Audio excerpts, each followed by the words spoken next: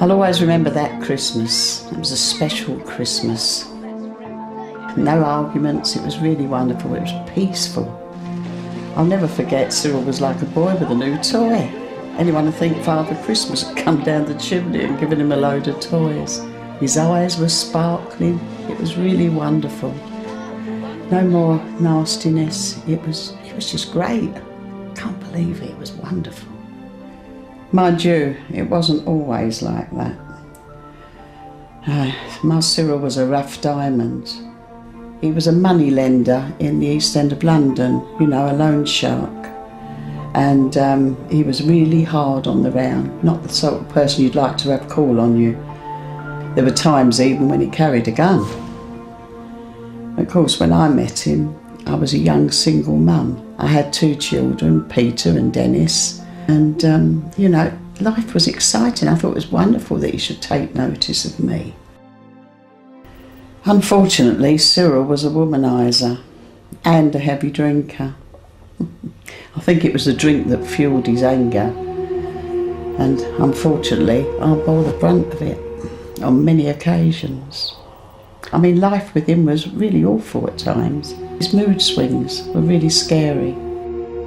There were times when I wanted out, you know, I really had enough, and I just couldn't go on any longer. They were terrifying days. Really.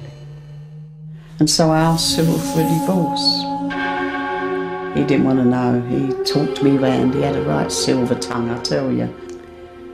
Things began to change in 1980. My den, he'd been walking around with this big black book under his arm, and he'd gone all quiet.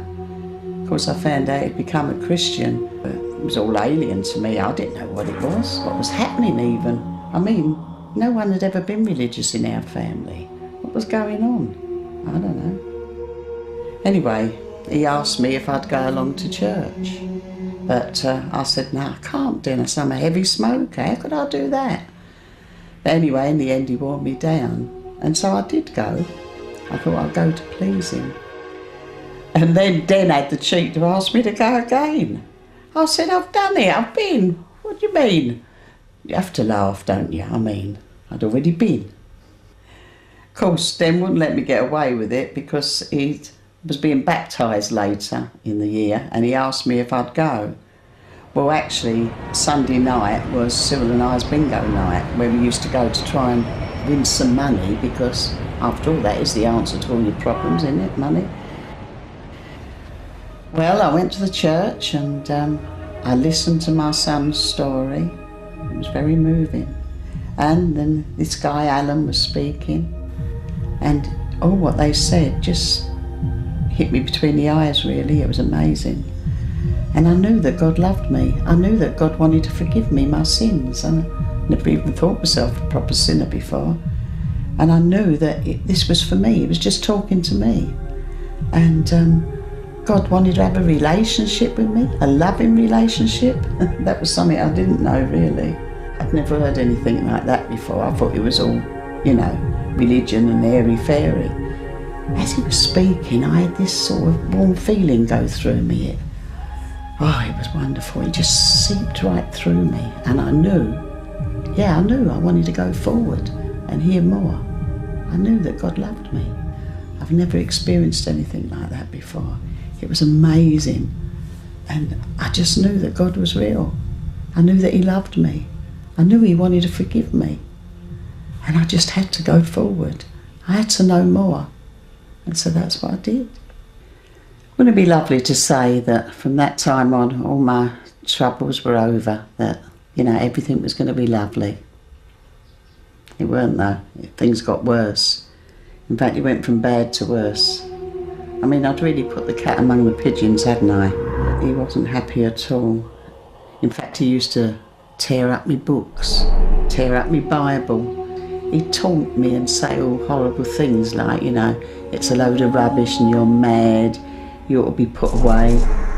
It was a nightmare, honestly. I just didn't know what way to turn. Well, things just went from bad to worse. So one day I got on my knees and I prayed and asked God to take away all this, to take my marriage and do what he wanted with it, because I just couldn't cope anymore. The next day, Cyril left me. He went off with a woman half his age. Well, that gave me the opening I needed, because I went to see a solicitor and started divorce proceedings. But after a few months, he came round and he wanted to come back. He said he was sorry for all what he's done. And he was so sincere, he said, that he'd even come to church with me on a Sunday morning. Well, I don't know, I felt maybe this was real. And so I said, all right then, I will give you another chance and I'll come to the pub with you on a Sunday night. Well, this is what we did. It was in 1987 that something amazing happened. Cyril and I went along to church on the Sunday morning as normal, and a young guy from Spurgeon's College was preaching. And as he was talking, he was saying about this big yellow bird in the sky. There's a guy on the edge of the cliff and he's hanging on for dear life because he's going to fall. And then he said, hold on, he said, this isn't a bird, he said, it's a helicopter. It's a rescue helicopter, and it's come to rescue the man on the edge of the cliff. Then he said the helicopter let down a ladder, and this ladder represents Jesus. And he said, and if this guy on the cliff doesn't take hold of that ladder, then he's going to be lost forever. Well, as we were sitting there, I was aware that Cyril was crying because his tears were dropping onto my hand. And Cyril never showed emotion, he never cried.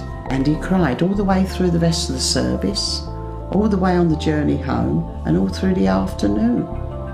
So I had a word with Den and asked him if he'd speak to his dad. This he did.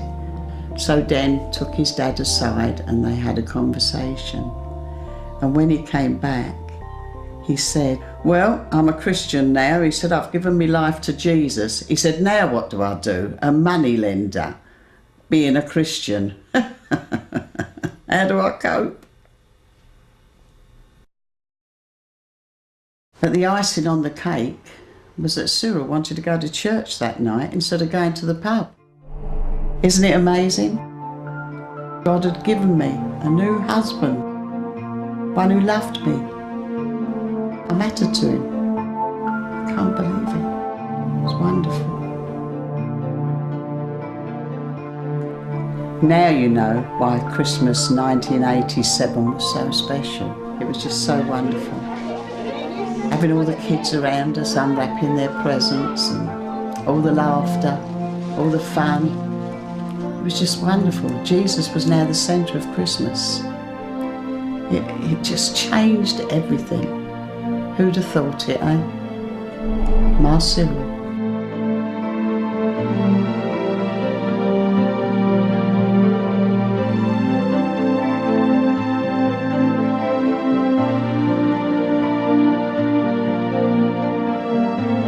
It was about 2 days before he died, and he hadn't said anything, or he was just laying there. And then suddenly he sat up in the bed, and it was amazing. We all looked at each other, and he sat up and he looked around. He said, "Soon and very soon we are going to see the King." And then he lay down, and he never spoke again after that.